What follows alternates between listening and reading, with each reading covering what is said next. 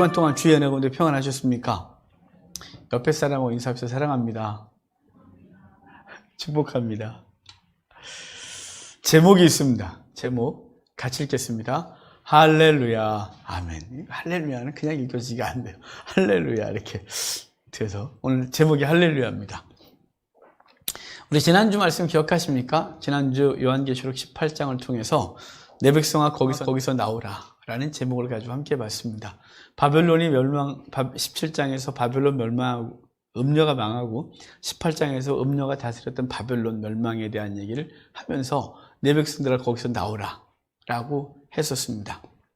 이제 이렇게 바벨론 심판 예언을 16장부터 18장까지 쭉 얘기를 했었다면 19장부터는 전혀 다른 얘기가 진행되어져요. 비록 18장까지 있었던 심판에 대한 얘기도 걸쳐가지만 전혀 다른 분위기의 이야기를 하게 되는데, 그것은 그리스도의 승리와 성도가 받을 그리스도와 그 성도의 승리와 그 영광에 대한 얘기를 해주습니다. 19장을 시작하면서 할렐루야라는 제목을 함께 볼 텐데요. 할렐루야라는 말은 여호와를 찬송해라, 여호와를 찬양하라 이런 뜻입니다. 구약에 이 단어가 몇 번 나왔냐면 20번 나왔습니다. 시편 104편을 시작으로 해서 시편에만 15개의 시편에 20번 기록을 했어요. 그러니까 시편의 뒷부분에 찬송 부분에 할렐루야, 할렐루야가 딱 20번 기록되어 있어요. 그것도 시편에만. 그렇게 흔한 할렐루야가. 그럼 신약에 몇 번 나왔을까요? 신약에는 딱 4번 나왔어요. 오늘 19장에 4번 기록되어 있는데 이게 다예요. 신약 성경 어디에도 할렐루야라는 단어는 없고 오늘 19장에만 4번 할렐루야, 할렐루야, 할렐루야, 할렐루야가 기록이 되어져요. 이 할렐루야가 환희와 기쁨과 감사와 영광과 승리에 대한 그 감사로 하나님 앞에 그것을 드리는 것이거든요. 할렐루야라는 말이 본장에 등장하는데 왜 할렐루야를 외치는지를 오늘 보게 될 거예요. 저는 개인적으로 요한계시록을 3부분으로 나눠요. 1장과 3장은 서론경 7교회를 향한 하나님의 말씀, 이겨라, 이겨라, 이겨라, 이겨라 라는 말씀이었고, 4장부터 지난주에 봤던 18장까지가 성도들이 당할, 복음 때문에 성도들이 당할 고난과 환난, 그리고 세상에 대한 심판을 이야기해 주고 있는 거예요. 그리고 오늘부터 볼 이제 19장부터 22장까지가 그리스도의 승리와 영광에 대한 것이죠. 그리스도인이 승리할 것이고 그 받을 영광에 대한 얘기를 오늘부터 마지막 장까지 그 할렐루야가 울려 퍼지는 이야기를 보게 될 것입니다. 16장 7개의 대접이 쏟아지고 17장의 음녀, 18장의 바벨론 심판이 벌어졌었는데 그때 그들의 비탄의 소리, 죽은 소리, 고통의 소리가 들려왔어요. 근데 오늘은 허다한 무리의 찬송, 24장 찬송,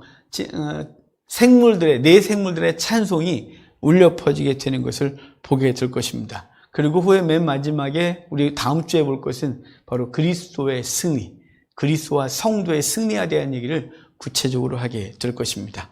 19장을 본격적으로 들어가기 전에 알아둬야 할 것은 17장, 18장의 멸망이고 19장은 혼인잔치 그리고 그리스도의 승리와 영광이 이렇게 기록되는데, 이게 1장부터 쭉 해서 시간의 흐름이 아니라 제가 이걸 시간적 흐름에 기록된 것이 아니라 어떤 사건을 하나 얘기하고 또 구체화하고 또 구체화하고 또 구체화하고 계속해서 구체화되고 있다고 그랬잖아요. 사실은 이 승리의 영광과 찬송은 우리가 봤던 4장의 이야기가 확대되고 있는 거예요. 1장부터 3장까지가 1장에서 서론이고 2장과 3장 7교회를 향하여 이겨라, 이겨라, 이겨라 그랬다 그랬잖아요. 4장은 이기는 자가 받을 영광을 보여주겠다고 하면서 요한을 환상 중에 보좌로 올리시고 보좌에서 생물들과 24장로들과 구원받은 자들이 하나님을 찬송하고 있었어요. 구원하심이 주님께 있다고, 어린 양께 있다고 찬송하는 장면이 4장인데 그 4장 이야기를 이제 또 확대하고 있는 것이에요. 그것이 이제 오늘 본문의 이야기인 것이죠. 그러니까 요한계시록은 시간의 흐름대로 기록한 것이 아니라 요한계시록은 사건에 대해 더 구체적으로 얘기하고 또 구체화되고 또 구체화되고 또 구체화되고는 점진적으로 더 구체화하고 있고 풍성하게 말씀해주고 있는 기록 방식입니다. 이제 오늘 본문에 세 이야기가 기록되는데 우리가 보고 있는 앞부분이 6장까지가 찬송, 그리고 7장부터가 혼인잔치에 대한 얘기고요. 다음 주에 볼 11장부터가 그리스도와 그리스도인들의 승리에 대한 얘기를 기록할 건데, 오늘은 첫 번째와 두 번째 구원받은 자들의 찬송과 그리고 그들의 그들이 어린 양과 혼인하시는 얘기에 대해서 그 혼인잔치에 대한 얘기를 오늘 하게 될 것입니다. 자, 우리 1절과 2절. 첫 번째 할렐루야 찬송을 좀 보도록 할까요? 1절, 2절 같이 읽겠습니다. 요한은 하늘의 허다한, 죄송해요. 그건 제가 설교한 내용인데, 본문을 봐야 되는데, 원고를 읽었어요. 이럴 수가. 제가 원래 원고를 안 갖고 올라오는데, 몇 주 전에 원고를 안 갖고 올라왔다가, 정신이 하나도 없었어요. 저 원고 외우고 올라오거든요. 그 다음 또 트라우마가 생겼어요. 그래서 당분간 원고를 또 갖고 올라와서, 원고를 놔야 마음이 편할 것 같아서 갖고 올라오긴 했는데 오늘 또 이상한 실수를 했네요. 자, 요한 본문 읽어요. 1절과 2절 본문 읽겠습니다. 이일 후에 내가 들으니 하늘의 허다한 무리에 큰 음성 같은 것이 있어 이르되 할렐루야 구원과 영광과 능력이 우리 하나님께 있도다. 그의 심판은 참되고 의로운지라 음행으로 땅을 더럽게 한 큰 음료를 심판하사 자기 종들의 피를 그 음료의 손에 갚으셨도다 하고 아멘. 요한은 지금 하늘의 허다한 무리들의 큰 음성을 듣고 있는 거예요. 허다한 무리의 큰 음성을 듣고 있다라고 말하는데요. 사실은 허다한 무리의 큰 음성, 그 노랫소리가 언젠가 한번 울려 퍼진 적이 있어요. 그 허다한 무리의 큰 음성은 요한계시록 7장에서 울려 퍼졌죠. 요한계시록 6장에 오면 6개 인이 떨어지고 6개 인이 떨어지고 나서 이제 심판이 진행될까라고 했더니 가만히 있어. 아직 심판의 바람 불지 마. 하나님의 종들의 이마에 표를 할 때까지 아무것도 하지 마. 그래 놓고 하나님의 종들의 이마에 인친 자들의 수를 셌더니 14만 4천이더라 라고 하고 14만 4천의 얘기를 요한이 듣고 돌아보니 허다한 무리, 셀 수 없는 허다한 무리가 하나님을 찬송하고 종려나무 가지를 들고 하나님을 찬송하는 장면을 봤어요. 그리고 그들은 어디서 나온 자입니까? 그랬더니 그들은 큰 환란에서 나온 자들인데 어린 양의 보혈로 그 옷을 빤져라라. 보좌 앉으시니가 그들에게 장막을 쳐주시고 그래서 그들은 다시는 슬픔도 아픔도 눈물도 없다. 이런 얘기를 7장에 했었어요. 허다한 무리의 찬송은 언제 있었냐면 구원받은 자들, 이마에 인친 자들에 모여있는데 그들의 허다한 무리의 찬송을 7장에서 봤었는데 그 찬송을 다시 하고 있는 거죠. 그게 오늘 19장 1절에서 말하고 있는 거예요. 할렐루야 구원과 영광과 능력이 우리 하나님께 있다 이렇게 말씀하고 있습니다. 구원받은 자들이 한 찬양에서 첫 번째 할렐루야가 등장해요. 이들은 할렐루야를 노래한 이유가 있어요. 두 가지 내용을 볼 수 있는데 우리가 19장 1절을 보면 그 중반에 보면 할렐루야 그래놓고 구원과 영광과 능력이 우리 하나님께 있다 이렇게 말하죠. 이 허다한 무리의 할렐루야 찬송의 첫 번째 이유는 뭐냐면 구원과 영광이 하나님께 있다. 나를 구원하신 그것에 대한 찬송이 있는 거예요. 여러분, 우리도 그 예수님께서 우리를 구원하신 것에 대한 찬송이 날마다 있기를 바라요. 비록 우리의 삶의 현장이 팍팍하고 어려워도 구원받은 거에 대한 찬송은 변함이 없으셔야 돼요. 현실적인 어려움 때문에 하나님 앞에 투덜거릴 수 있어요. 투덜거리세요. 아버지가 자녀가 투덜거린다고 이놈의 자식이 이런 아버지가 없어요. 힘드니? 그럼 위로해 주실 거예요. 근데 찬송이 바뀌지 말아야 할 것은 뭐냐면 구원받은 거에 대한 찬송은 바뀌면 안 돼요. 삶이 어렵다고 해서 하나님 구원하신 것까지 원망하고 내가 차라리 구원받지 않았으면 세상에서 차라리 편하게 살 텐데 왜 내가 교회 예수를 믿어갖고 이 어려움을 당하고 떠날 수도 없고 있을 수도 없고 미치겠다. 이런 거 말하면 안 돼요.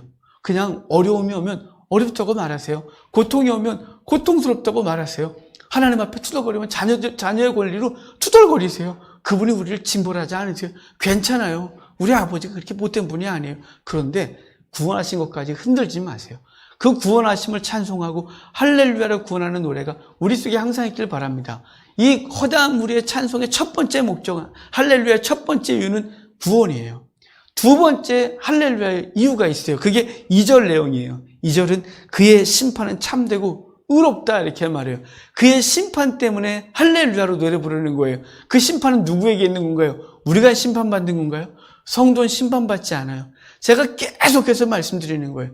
여러분 저의 설교의 내용에 그냥 매번 매번 빠지지 않는 내용은 예수 그리스도의 구원의 은혜예요. 그게 없으면 우리는 아무것도 아니기 때문에 그래요. 오늘 제가 여러분에게 무슨 대단한 철학 얘기를 하겠어요? 인문학 얘기를 하겠어요? 세상에 무슨 좋은 강의를 하겠어요? 전 그럴 만한 능력이 없어요. 그럴 만한 능력이 없고 제가 여러분에게 할 수 있는 유일한 말은 예수 그리스도가 우리를 구원하셨다고 하는 놀라운 사실이에요. 그래서 우리는 우리의 행위 때문에 심판받지 않는다는 거죠. 이 심판을 찬송하는 이유는 심판을 찬송하는 그 심판의 대상은 누구냐면 그 뒤에 곧바로 나왔잖아요. 거기 2절 중반에 보면 음행으로 땅을 더럽게 하는 큰 음료를 심판하사, 언제 심판했어요? 17장에서. 그리고 그가 다스리는 나라 바벨론이 심판을 받았잖아요. 그 심판에 대한 찬송이 있는 거예요. 그 찬송을 하는데 그 심판도 왜 심판에 대한 찬송을 하냐면 그 음료가 성도들의 피를 흘렸기 때문이고 그 피 흘린 것에 대한 갚음을 해주시는 것이다 라고 말씀해 주는 거죠. 그러니까 허다한 무리의 찬송의 근본적인 이유는 뭐냐면 구원이에요. 그 대적을 심판하시고 그 대적 가운데, 그 고통 가운데서 건지신 하나님의 놀라운 이야기, 그 심판 가운데서 건지신 하나님의 놀라운 은혜를 찬송하는 것이 첫 번째 할렐루야예요. 근데 이 할렐루야가요, 구약에 제가 딱 20번 기록됐다 그랬죠. 그것도 104편, 시편 104편을 시작으로 그 뒤에 15편에만 15편에 20번 할렐루야가 기록이 되어져요. 어제 그거 신으라고 힘들었어요. 쉬다 보면 헷갈리고. 하여간 20번 기록되어 있어요. 근데 여러분, 그 시편 15편이, 15개의 시편이 언제 읽혀졌냐면, 유대인들은 6월절과 초막절에 그 시편 15편을 읽었어요. 다른 성경도 읽었지만, 이 15편은 반드시 초막절과 6월절에 읽었어요. 왜 그럴까요? 이 할렐루야는 뭐와 관계되냐면, 하나님의 구원과 관계된 노래이기 때문에, 할렐루야가 그런 때 불려지는 거예요. 왜 6월절에 불려질까요? 6월절은 발음이 이상하게 6월절이에요. 질이 아니고 6월절은 애굽에서 이스라엘 백성이 고통을 당할 때 그 백성이 하나님 앞에 구원해달라고 부르셨고, 주께서는 애굽에서 그 열재앙과 그 맨 마지막에 장자의 죽음을 통해 애굽을 심판하시고, 그 애굽을 심판하시고 그 백성을 건져내신 그 놀라운 은혜를 기억하고 감사하는 절기가 6월절이에요. 그래서 그 애굽을 심판하시고 그 백성을 건지신 날, 그것을 노래하는, 그 감사하는 것을 노래할 때 시편 15편, 그 할렐루야 찬송시를 하나님 앞에 올려드리는 거예요. 초막절은 이스라엘 백성들 애굽에서 나와 광야에 있을 때 주님께서 밤에는 불기둥으로, 낮에는 구름기둥으로 보호하시고, 그리고 그들을 가나안 땅으로 인도하셔서 짓지 않은 집에 살게 하시고 심지 않은 과실을 먹게 하신 하나님의 놀라운 은혜, 그 구원하신 은혜를, 보호하심과 구원하신 은혜를 찬송할 때 할렐루야 시편을 부른 거예요. 그러니까 할렐루야는 언제 불려지는 거냐면, 대적을 심판하고 하나님 당신의 백성들을 건지실 때 그 승리의 노래가 할렐루야인 거예요. 여호와를 찬송하라 할렐루야 이렇게 부르는 건 그분의 구원의 은혜를, 대적을 심판하시고 구원하신 것에 대하여 노래할 때 불려지는 것이란 말이에요. 그러니까 우리는 날마다 불러야 될 노래인 거죠. 이럴 때 하는 것만이 아니라, 오늘 새로운 강사님이 오셨습니다. 우리 할렐루야로 맞이합시다. 제가 진짜 어색하거든요. 어디 강사를 가면 꼭 그렇게, 오늘 황규관 목사님께서, 예전에 하립교회 담임 목사 황규관 목사님을 했는데요. 요즘은 청담동에서 목회하시는 이렇게 불러요. 청담동 대단한 동네 같아요. 그러니까 뭐 어찌됐거나 강사를 부를 때 할렐루야. 여러분, 이럴 때가 아니라 언제 할렐루야 하는 거냐면, 우리의 구원의 은혜 감사해서, 우리가 삶 속에서 하나님의 은혜가 감사하다 할렐루야 이럴 거예요. 그 절망 가운데 날 건지신 하나님에게 있으면 할렐루야. 내 형제를 구원하셨으면 할렐루야.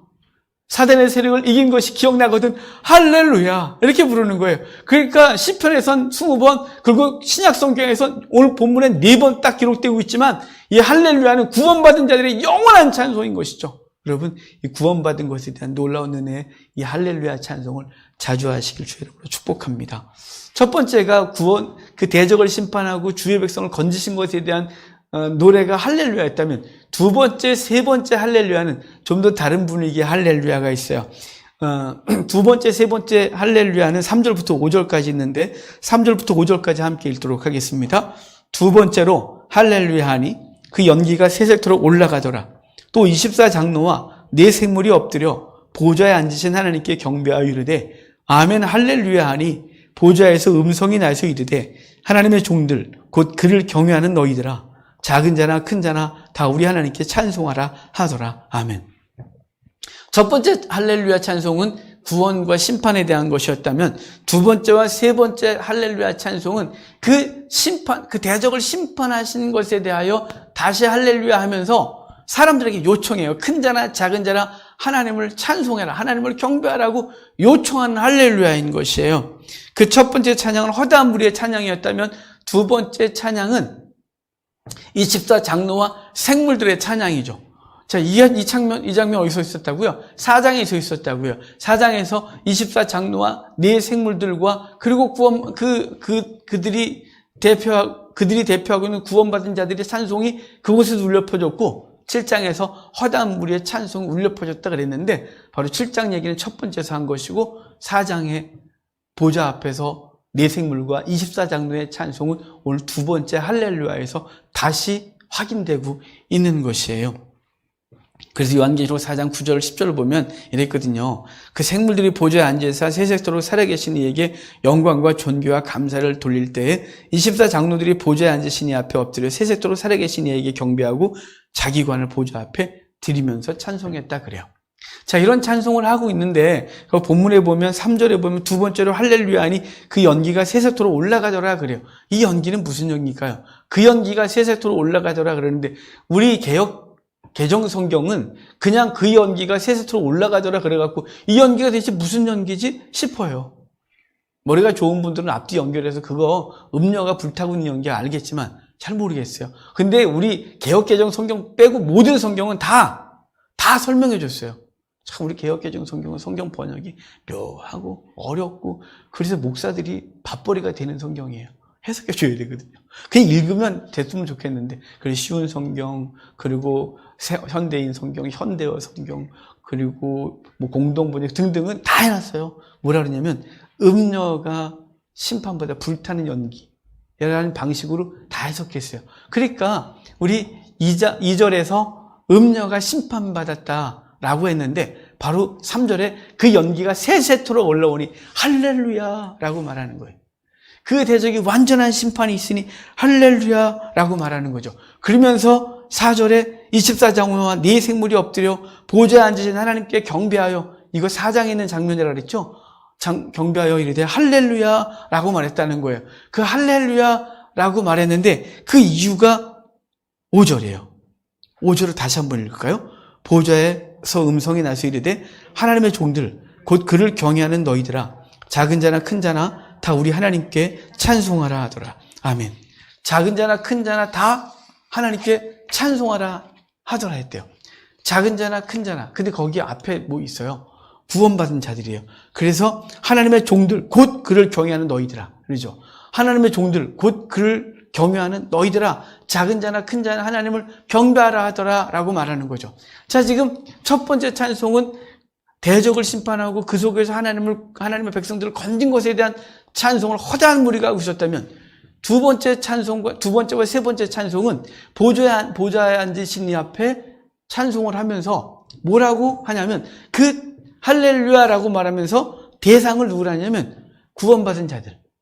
거기 하나님의 종들에게 말하기를 그 하나님을 경외하는 자들에게 말하기를 작은 자나 큰 자나 하나님 경배하라 하더라 라고 말해서 이 땅에 살아가고 있는 성도들, 그 모든 주를 경외하는 자들을 향하여 하나님을 경배하라 이렇게 요청하고 있는 거예요. 왜 이 요청이 있을까요? 이게 완전한 천국에서 요청하면 될까요? 아니, 천국에서는 그냥 하지 말래도 그것밖에 할 게 없어요. 이게 아주 묘한 거거든요. 여러분, 요한계시록은 종말 때 되어질 얘기가 아니라 이 땅에 살아가고 있는 성도들에게 하고 있는 얘기예요. 1장부터 22장 마지막 장까지 다 이 땅의 성도들 향해서 말하고 이 땅의 성도들에게 구원의 영광과 승리에 대한 얘기를 하고 그 승리의 삶을 살라고 요청하는 얘기예요. 그러니까 첫 번째 찬송은 구원받은 우리의 찬송이라면 두 번째 찬송은 뭐냐면 할렐루야는 뭐냐면 그 현장에 싸워야 될 주의 백성들, 하나님의 종들, 하나님을 경외하는 사람들을 향하여 여전히 요청하고 있는 거예요. 그 자리에 오기 위하여. 영원한 찬송을 부르기 위하여 그들에게 뭘 요청하는 거예요? 큰 자나 작은 자나 하나님 경배하라 하더라라고 할렐루야를 외치는 거예요. 지금 우리에게 저 천국에서 요청하고 있는 거죠. 우리에게 보좌에 앉으신 보좌에서 소리가 울려 퍼지는 거죠. 하나님을 경외하는 자들아, 주의 종들아, 작은 자나 큰 자나 이미 컸다고 생각하고 작다고 생각하는 사람들아, 이미 섰다고 생각하고 아직도 못 섰다고 생각하는 모든 성도들아, 하나님을 경배하라 이렇게 말하는 거예요. 왜 하나님을 경배하라고 하나요? 우리 다시 앞쪽으로 쭉 가면 정신 하나도 없겠다. 제가 지금 걱정이에요. 이런 얘기 하면서. 우리 요한계시록 14장에 가면 이런 얘기 있었어요. 13장에 두 짐승이 나타나서 하나는 바다에서 올라온 짐승이 그 세상 정권, 세상 힘, 세상 권력인데 그것으로 성도들을 굴복하게 하고 있었다면, 두 번째 땅에서 올라온 짐승은 거짓 선자로서 세상을 섬기고 세상 가치관을 섬기고 세상 힘을 섬기지 아니하면 육육유포 받지 못해서 거래할 수가 없다고 말해요. 그래서 성도들이 정말 그래 라고 인정할 때 14장에서 이렇게 말했거든요. 하지마! 666표 받지 마. 14만 4천 외에는 새 노래를 배울 자가 없느니라 라고 말하면서 세 천사가 등장해요. 한 천사가 말하기를 하나님을 경배하라. 두 번째 천사는 바벨론 무너졌다. 세 번째 666표 받지 마 라고 외쳤단 말이에요. 그 얘기하고 있는 거예요. 그 얘기. 하나님의 백성들이 이미 구원받았어요. 그런데 그들을 향하여 전투하는 교회를 향하여 이 땅에서 믿음을 지켜야 될 성도들 향하여 하나님을 경배하라. 바벨론 무너졌다. 6표 받지 마 라고 다시 요청하고 있는 거예요. 우리에게 구원받은 우리들을 향하여 다시 하나님을 경배하라. 하나님만 경배하는 것이죠. 그래서 세상에 무릎 꿇지 말라고 할렐루야 라고 외치고 있는 거예요. 여러분, 우리는 이미 구원받았으나 아직 이 땅을 살고 있는 거예요. 이미 천국에 안침받았으나 아직 이 땅에 싸우고 있는 거예요. 이미 우리가 승리의 면류관을 갖고 있으나 아직 우리는 전투하는 성도의 삶을 살고 있는 거예요. 그 전투하는 성도를 향하여 이기라고 말하는 것이고 하나님을 경배하라고 말하는 거예요. 그 하나님을 경배하는 그 백성들을 향하여 할렐루야 라고 외쳐주고 있는 것입니다. 성도 여러분, 우리가 이 땅을 살아가는 동안 전투하는 성도의 삶을 열심히 살아갑시다. 이미 구원받았으나 아직 이 땅에 육신을 갖고 살아가는 존재로 우린 예배를 끝나고 나가면 여전히 싸워야 될 존재인 거죠. 세상 가치관과 싸우고 세상 권세와 싸우고 믿음 지키는 싸움을 싸워야 되는데 그 싸움에서 하나님을 경배하라고 외치고 있는 이 두 번째, 세 번째 이 찬송을, 할렐루야 찬송을 기억하고 싸워보 이기는 우리가 되기를 바랍니다. 이제 네 번째 할렐루야 찬송이 있어요. 6절부터 10절까지 전체인데 우리 다 같이 한번 읽을까요? 또 내가 들으니 허다한 무리의 음성과도 같고 많은 물소리와도 같고 큰 우레소리와도 같은 소리로 이르되 할렐루야 주 우리 하나님 곧 전능하시니가 통치하시도다. 우리가 즐거워하고 크게 기뻐하며 그에게 영광을 돌리세. 어린 양의 혼인기약이 이르렀고 그의 아내가 자신을 준비하였으므로 그에게 빛나고 깨끗한 세마포옷을 입도록 허락하셨으니 이 세마포옷은 성도들의 옳은 행시로다 하더라. 천사가 내게 말하기를 기록하라. 우리 어린 양의 혼인잔치에 청함을 받은 자들은 복이 있도다 하고 또 내게 말하되 이것은 참되신 하나님의 말씀이라 하기로 내가 그 발 앞에 엎드려 경배하려 하니 그가 나에게 말하기를 나는 너와 내 예수의 증언을 받은 내 형제들과 같이 된 종이니 삼가 그리하지 말고 오직 하나님께 경배하라. 예수의 증언은 예언의 영이라 하더라. 아멘. 여기 6절을 시작하면서 이래요. 또 내가 들으니 허다한 물의 음성과도 같고 많은 물소리와도 같고 큰 우레소리와도 같은 소리로 되 할렐루야 주 우리 하나님 곧 전능하시니가 통치하시도다. 그래요. 허다한 무리의 소리 같기도 하고 큰 우레 소리 같기도 하고 많은 물소리와도 같고, 이거 우리가 요한계시록 서론할 때 이런 소리가 들릴 때는 오직 하나님의 백성과 관련되어 이런 소리가 들린다 그랬어요. 큰 우레 소리, 많은 물소리, 이건 하나님의 백성에 관련돼서 이렇게 묘사한다고. 그러니까 주의 백성들의 찬송 소리가 있는 거죠. 근데 그 찬송이 뭐냐면 할렐루야 우리 주 하나님과 전능하시니가 통치하시도다 이렇게 말씀하고 있습니다. 뭘 찬송하는 거냐면 하나님의 통치를 찬송하고 있는 거예요. 하나님의 통치. 여러분, 주님께서 이 세례 요한도 예수님도 처음으로 하신 말씀이 뭐냐면 회개하라 천국이 가까웠다 이렇게 말해요. 바실레아 투 데오 그러는데요. 이게 무슨 얘기냐면 하나님의 왕국, 그분이 통치하시는 나라가 우리 속에 임했다 이렇게 말하는 거예요. 그러니까 예수님을 믿는 사람들은 그분의 통치 가운데 있는 것이, 그분의 다스림 가운데 있는 것이요, 이것을 찬송하는 거예요. 갑자기 기분 나쁘십니까? 누가 날 다스려 기분 나쁘게? 이게 아니라 그분의 통치, 이분의 통치는 뭐냐면 선하고 아름다운 통치예요. 그래서 우리를 착취하고 고통스럽게 하는 것이 아니라 우리의 피로를 채우시고 돌보시고 은혜를 베푸시는 대적으로부터 건지시는 하나님의 통치가 있게 되는 것이요. 그래서 그 감사함, 그 하나님의 건지심의 은혜, 구원의 은혜에 감사해 우리는 기꺼이 그분의 통치 가운데 들어가는 것이, 그게 있기 때문에 지금 마지막 찬송이 할렐루야 하나님이 통치하시도다 이렇게 말씀하고 있는 것이죠. 이 통치가 우리 속에 있는데 이 통치는 세상이 말하는 통치하고 전혀 다른 통치예요. 주인이 종을 다스리는 그런 통치 아니에요. 세상에 힘 많은 자가 그 권력으로 힘없는 자들을 억압하는 그런 통치가 아니에요. 오늘 하나님 통치하시도다 라고 말해놓고 그분의 통치 방식에 대해 그 다음 절부터 말해요. 그게 뭐냐면 혼인으로 통치함이에요. 이 혼인으로 통치한다니까 갑자기 또 이 느낌이 이상하지 않아요? 남편이 폭력적이고 억압적이고 이런 통치? 아니에요. 이건 사랑의 통치라고 말하는 거예요. 그러니까 할렐루야 하나님께서 통치하시도다. 할렐루야 그분이 통치하신다. 전능하신 하나님 통치하신다고 말해놓고 7절 보면 이잖아요. 우리가 즐거워하고 기뻐하며 그에게 영광을 돌리세요 이렇게 말해요.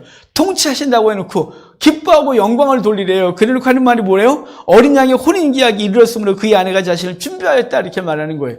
그분의 통치를 기뻐하고 즐거워해야 될 이유는 뭐냐면 그분이 그 왕으로서 우리 가운데 임하셨으나 지금 그 예수 그리스도는 무엇으로 등장하냐면 신랑으로 등장하고 우리는 그의 신부로서 등장하면서 아름다운 부부관계 속에서 그분의 통치, 그분의 보호하심, 그분의 은혜를 누리고 살 것에 대한 얘기를 해주고 있는 것이에요. 하나님의 나라가 임했다. 하나님의 나라가 회복됐다. 하나님의 나라가 하나님께서 통치하신다는데요. 사실 이 얘기는 우리의 생각을 어디로 쫙 가게 하냐면 창세기 1장과 2장으로 가게 해요. 여러분 하나님께서 세상을 창조하셔서 첫째 날부터 여섯째 날까지 세상을 다 창조하시고 맨 마지막에 사람을 창조하시고 그 땅을 다스리라고 하세요. 그리고 2장에 오면 이제 사람 창조를 다시 구체적으로 해주시죠. 아담의 갈비뼈를 빼서 하와를 만드시고 그 땅을 다스리도록 하셨는데 그것이 하나님께서 하나님의 통치, 그분과 인격적인 교제로 이 땅을 통치하도록 하셨는데 인간이 선악과를 따먹음으로 범죄하여 관계가 단절돼요. 그 단절됐는데 하나님과만 관계가 단절된 게 아니에요. 이 단절은 부부 가운데서도 단절돼요. 제가 혀를 굉장히 힘있게 말하는데 오늘 발음이 되게 엉켜요. 죄송해요. 그러니까 알아듣으시죠. 저하고 하루 이틀 신앙생활하고 아닌데 이 범죄로 인해 아담과 하와가 관계가 깨져요. 하와가 먹으라 그랬잖아요. 아담이 먹었어요. 그때까지는 분위기 좋았어요. 와, 당신 용기 있어. 맛있어. 그런데 하나님의 징계로 인하여 아담은 하와를 원망하고 하와는 당신이 지으신 뱀을 원망해요. 그러면서 이제 이 부부 관계가 깨져요. 그래서 신뢰하지 않고 원망하고 불평하고 이런 관계가 된 거죠. 뿐만 아니라 아담과 하나님 관계도 깨져요. 그래서 하나님의 낯을 피해요. 너무 부끄러우니까. 그래서 이제 그것으로 인하여 그들은 에덴에서 쫓겨나고 화영검을 지키기 위해서 하나님의 통치가 그 인간에게는 없게 된 거예요. 그래서 에베소서에 뭐라 그래요? 이 인간은 공중권세 잡은 자에게 속해 있다고 그랬어요. 요한복음 8장 44절에 너희 아비 마귀에게서 났다 그래요. 그러니까 우리는 누구에게 짝힌 존재냐면 요한계시록으로 말하면 음녀에게 짝한 존재, 요한복음으로 말하면 마귀에게 속한 존재, 에베소서에 말하면 공중권세에 사로잡힌 존재, 하나님과 관계가 깨졌었어요. 그런데 예수 그리스도의 보혈의 은혜로 이것이 회복되어져요. 그래서 하나님과 관계가 회복되죠. 그래서 에베소서에 마찬가지로 2장 3장으로 넘어가면서 하나님과 우리가 화목하게 됐대요. 예수 그리스도의 죽으심으로 하나님과 우리가 화목한 존재가 되었다고 말하고 이 화목은 다시 우리의 가정을 화목하게 하는 거예요. 그리스도의 보혈의 은혜가 우리 속에 있으므로 원망과 불평과 의심과 이런 것이 아니라 이해하고 용납하고 사랑하고 그리스도의 사랑이 그 가정에 다시 회복되고 있는 거예요. 하나님의 나라가 우리의 심령에 임하고 하나님 나라가 우리 공동체에 임하고 하나님 나라가 우리 가정에 임하는 거예요. 하나님의 통치가 있는 것이죠. 그래서 하나님의 다스리심이 있는 것이에요. 그래서 찬송하고 있는 거예요. 하나님을 모르던 사람들이 하나님을 알고 나면 그 깨어졌던 관계가 막 회복되는 거예요. 그러니까 무엇으로 하나요? 저절로 되는 건가요? 아니죠. 그분의 통치 가운데 우리를 들이면 그분의 통치가 원하는 방향이 있어요. 섬기라고, 이해하라고, 무릎 꿇으라고, 낮아지라고. 그 하나님의 통치를 받아들이면 그 통치가 우리의 삶 가운데서 우리를 다스리고 회복된 놀라운 은혜가 있는 거죠. 그래서 이것을 이렇게 말해요. 부부관계를 말하기를 두 몸이 아파요 하나가 된 것처럼 이렇게 말하는데 연합인 거죠. 하나님과 우리가 연합되고 우리의 가정에서 연합이 이루어지는 거예요. 하나님의 통치가 진정으로 임하게 될 때 그런 일이 벌어질 줄 믿고 그분의 통치가 기쁘고 감사하다고 여기서 말씀하고 있는 거죠. 17장과 18장에서 말하고 있는 바벨론 멸망과 관련돼서 오늘 19장 혼인잔치는 대조적으로 이루어지고 있는 거예요. 바벨론의 심판과 함께 주의 백성들은 어린 양과 혼인이 벌어지고 있는 거죠. 이건 미래적 사건이 아니에요, 사실은. 미래적 사건이 아니라 이미 이루어진 사건이에요. 이미 어린 양과 우리는 혼인한 상태인 거예요. 여러분, 이스라엘의 문화를 아시죠? 약혼하고 1년 정도 지나서 결혼하게 되어져. 근데 약혼과 결혼은 동일한 효력을 발휘해요. 뭐만 안 하냐면 잠자리만 안 하는 것이에요. 이미 그 여인은 신랑에 속한 것이고 신랑은 그 여인을 자기의 소유로 삼고 책임지고 그래서 그 여인을 집을 준비하고 여인은 자기의 몸단장을 하는 기간이에요. 그러니까 이미 우리가 이 땅에서 그리스도와 정혼한 관계가 된 거예요. 그리스도가 신랑으로서 우리는 그의 신부로서 정혼한 관계, 이미 혼인한 관계인 것이에요. 그리고 이것은 아직 완성되지 않아 예수 그리스도가 강림하실 때 완성하시는 거죠. 그러니까 이 혼인잔치는 이미 되어진 것을 다시 말씀하고 있는 거고, 최종적인 날 완성될 것에 대한 얘기를 해주고 있는 것이죠. 여러분, 이 혼인잔치, 이것이 정말 중요해요. 바벨론을 멸망시키고 더 이상 그의 신부는 그 바벨론의 영향 가운데 있지 않다는 걸 선언하고 있는 거예요. 그러니까 우리가 누구에게 속해 있다는 사실이 분명해졌기 때문에 사단이 우리를 어떻게 건들 수가 없는 거예요. 마태복음이 이렇게 말하거든요. 그분의 성령이 우리 가운데 거하시면 귀신의 마귀가 내어 쫓겨만 되고 그 마귀가 우리를 어찌할 수 없다고 마태복음 12장에 말해요. 그러니까 그놈이 더 강하지 않으면 우리 속에 들어올 수가 없는 거죠. 왜냐하면 강력하신 주께서 우리 가운데 거하시기 때문에 그래요. 우리가 이미 주의 소유가 돼서 더 이상 사단이 우리를 흔들 수 없는 존재, 우리를 사단의 영향으로 끌어당길 수 없는 존재가 되었다는 것이 어린 양과 혼인했다는 이 놀라운 것이 선포되고 있는 것이. 우리는 이미 어린 양과 혼인했고, 그래서 우리는 어떤 것에도 영향받지 않는 존재예요. 우리가 사단에게 속할 수가 없어요. 그 사단이 우리를 바깥에서 미혹을 하고 유혹을 할 수 있으나 우리는 주의 소유로 분명히 있기 때문에 우리는 이 땅에서 바벨론의 심판과 상관없이 구원의 은혜, 혼인의 즐거움을 누리고 살아가는 존재가 됐다는 것이죠. 본문에 혼인계약이 이르렀고라고 말하잖아요. 사실 이 혼인계약이 이르렀고라고 하는 미래적 사건일 뿐만 아니라 이미 되어진 것이라고 아까도 말씀드렸어요. 이스라엘의 결혼 문화를 보면 날짜만 결정되었는데 언제 올지 몰라요. 시간을 결정 안 했어요. 그러니까 해 떨어지고 다음날 해 뜰 때까지가 결혼식 기간인 거예요. 해 지고서 결혼하거든요. 땡볕에서 축제하기 너무 어려우니까 해가 지고 결혼해요. 그러니까 해가 지면 그날 그때부터 결혼식이 시작될 건데 몇 시에 온다고 말 안 했기 때문에 신랑이 저기서 올 때 마을 입구에서 한 사람이 계속 기다리고 있어요. 그리고 신부의 집에서는 신랑을 맞을 준비를 하죠. 그 입구에 있던 사람이 신랑의 행차를 보면 이렇게 외쳐요. 신랑이다! 라고 외치는 것이. 그러면 안에 있던 사람들이 다 신랑 맞을 준비를 하고 있는 것이죠. 사실은 이 외침을 모든 전도자들이 지금 계속하고 있는 거예요. 신랑이다 하고 외치고 있는 거예요. 근데 사람들이 이래요. 공허한 소리처럼 들리는 거죠. 맨날 온대. 맨날 뭐 어쩌고 저쩌고 그래. 근데 여러분, 그 신랑이다 외침 소리를 듣고 졸거나 딴짓을 하면 결국은 그 나라에 들어갈 수가 없는 거예요.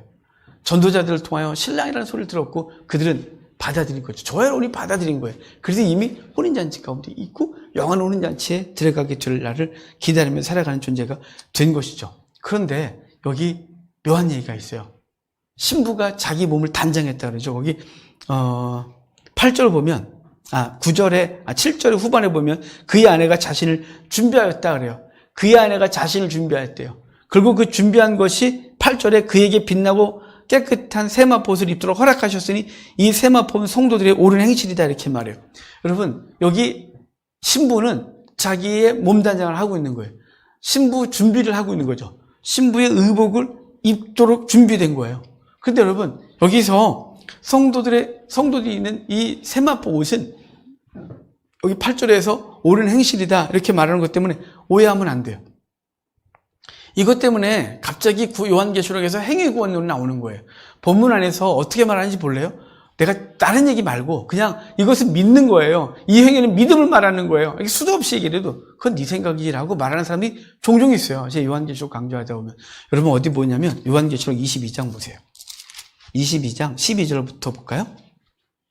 이 옳은 행실이 뭘 말하는지, 이 세마포가 구체적으로 무슨 행실을 말하는 건지 22장 12절부터 봐요. 보라 내가 속히 오리니 내가 줄 상이 내게 있어 각 사람에게 그가 행한 대로 갚아주겠대요. 행한 대로. 나는 알파와 오메가요, 처음과 마지막이요, 시작과 마침이라. 자기 두루마리를 빠는 자들은 복이 있다. 두루마리를 빠는 게 언제 있었나요? 7장에. 7장에서 저들은 어디서 온 자입니까? 그들은 어린아이의 보혈로 그것을 빤자라라 라고 말했잖아요. 있으니 이는 그들이 생명나무에 나아가며 문들을 통하여 성에 들어갈 권세를 받으려 함이로다 이렇게 말하죠. 그러니까 여기 행한 대로 갚아준다 이 말은 행한 대로가 자기 두루마리를 빠는 것이에요. 자기 두루마리를 빤 게 뭐로 빨았어요? 어린아이의 보혈로 7절에서 빨았어요.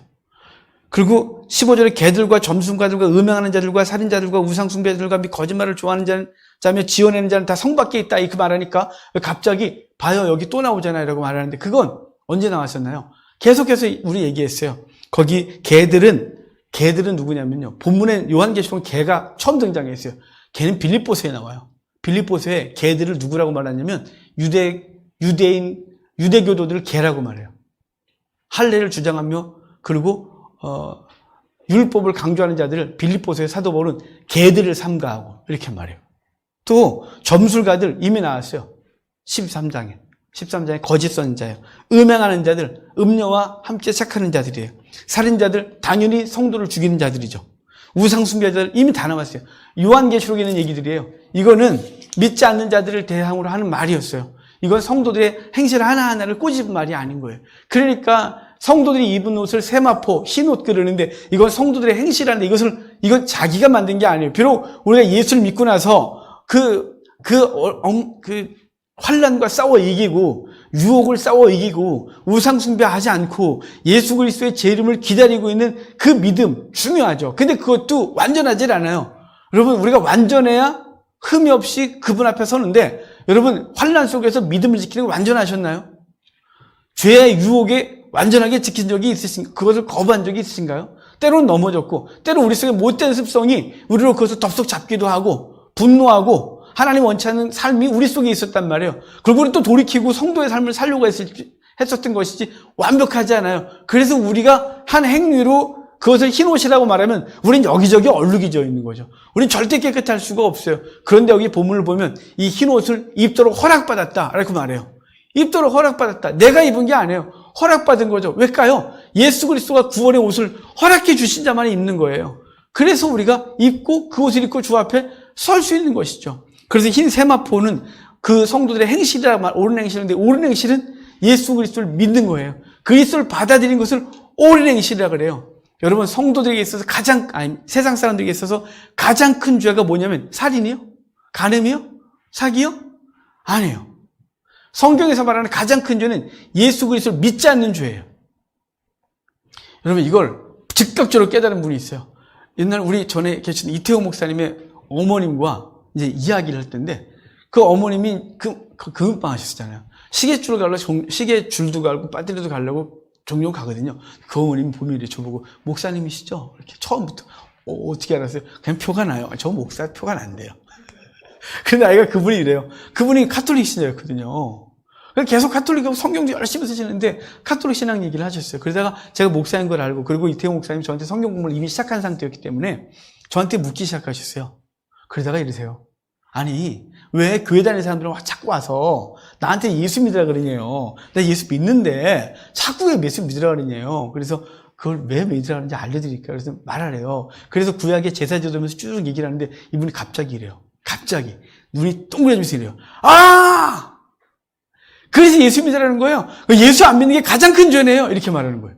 제가 소름이 쫙 돋았어요. 맞아요. 예수 안 믿는 게 가장 큰 죄예요. 왜냐하면 예수 믿는 것으로 우리의 죄는 다 속함받았고 예수를 안 믿는 것으로 우리의 죄가 그냥 있어서 심판이 있기 때문에 예수를 안 믿는 게 그냥 죄예요. 예수 믿으면 그 죄가 다 사라졌기 때문에 그냥 예수 믿는 것으로 복을 받은 것이죠. 이런 얘기를 하면서 그분이 막 난리가 나고 갑자기 잠깐 있어요. 그랬더니 슈퍼 가서 뭐 사와가지고 주신다는 걸 막 제 붙들고 난리가 났어요. 그리고 개혁교로 가셨어요.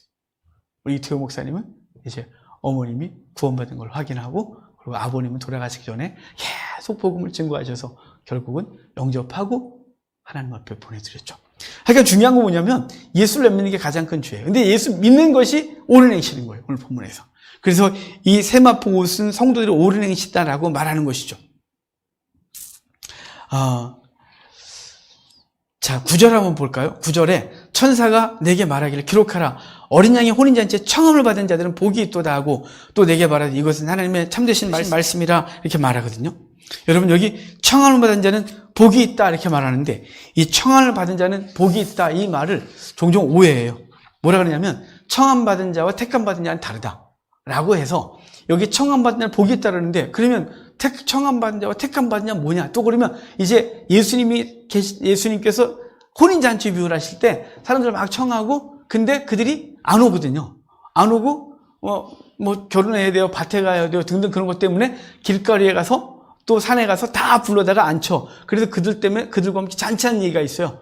그걸 얘기를 하면서 청함 받은 자들과 택함 받은 자들은 다르던데 여기 우리가 많은 사람들이 청함을 받았지만 택함을 받지 못했기 때문에 지옥 간다 이렇게 말해요. 이게 복음을 증거했는데 받아들이지 않은 것으로 얘기를 하면 그것이 맞아요. 하지만 본문에서 청함받은 자들은 복이 있다라고 말하면 그건 누구냐 이 말이에요. 청함받은 자들은 성도와 다른 사람이 아니라 청함받은 자들은 성도를 말하는 거예요. 신부를 말하는 거예요. 동일한 거예요. 먼저는 신부로 표현하고 그리고 다음엔 청함받은 자들로 표현해서 이들은 모두가 다 하나님의 나라에서 영원한 복을 누리고 살아갈 존재로 말씀하고 있는 것이죠. 이 이스라엘의 문화를 보면 예수님께서 임금님의 결혼잔치 얘기하면서 그랬었잖아요. 청함 받았는데 아무도 안 왔다고. 그러다가 길거리 나가서 다 오라 그래요. 다 오라 그랬고 그들이 다 앉혔다는 얘기를 듣고 주인이 딱 왔는데 임금님이 나왔는데 그 중에 한 사람 의복을 입지 않은 것 때문에 내옷 쫓아서 그를 슬피 울며 이를 갈미 기다렸어요. 그러니까 여기서 의복을 안 입는다는 뭐냐면 예복을 안 입었다가 아니라 거기 유대인의 문화는 임금님이 결혼잔치라면 바깥에 예복을 다 마련해놨어요. 그래서 들어와서 갈아입으면 되는 거예요. 근데 이 예복을 안 갈아입은 사람은 아마도 자기가 세상 권력도 있고 굉장히 비싼 옷을 입고 왔기 때문에 거기 싸구려 옷까지 보면 이걸 입으라고 나보고 라고 했다가 잔치 망쳤다고 내쫓긴 거예요. 그러니까 주님께서는 그 잔치에 참여하는 모든 자들, 청함받은 자들에게는 예복을 준비해서 그 예복을 입도록 허락한 거예요. 내가 만들어 입은 게 아니라 내가 집에서 준비하고 입은 것이 아니라 그 주님께서 마련해 놓으신 예복, 그 예복은 예수 그리스도의 보혈로 빤 옷. 창세기 3장에 어린 양의 가죽, 창세기 9장에 그 노아의 허물을 덮어준 그 옷, 하시물라라고 했던 그 옷이에요. 그 옷으로 우리를 입도록 예비하신 거예요. 그래서 우리는 그분 앞에 설 수 있는 놀라운 은혜가 있는 것이죠. 성도 여러분, 이 어린 양의 신부라고 한 처음부터 끝까지 예수 그리스도를 어린 양으로 계속 부르고 있다는 사실을 기억하세요. 우리가 신부된 그 놀라운 은혜, 어린 양의 피 흘려 주심으로 신부가 되었고 그리고 그분과 함께 영원한 나라를 살고 있다는 사실을 기억하십시오. 내 행위도 아니고 하나님의 은혜로 됐다는 것을 예수 그리스도 어린 양 대신 예수 그리스도의 피 흘려 주신 은혜로 우리가 성도가 되어 그분과 혼인관계로 있다는 사실을 기억하고 오늘도 우리가 하나님의 백성으로서 할렐루야 찬송 부르는 귀한 은혜가 있기를 바라요. 우리도 오늘 본문에서 말하고 있는 것처럼 하나님의 심판과 구원으로 인하여 할렐루야를 부르고 우리 주변에 아직 믿지 않는 자들을 향하여 그들에게 하나님을 경배하라고 할렐루야를 부르고 하나님의 통치 가운데 우리 자신이 있다는 사실 때문에 할렐루야를 부르는 귀한 은혜가 있어. 이 할렐루야 찬송이 우리 속에서 일상 속에서 날마다 울려 퍼지는 귀한 은혜가 있기를 주의 이름으로 축복합니다.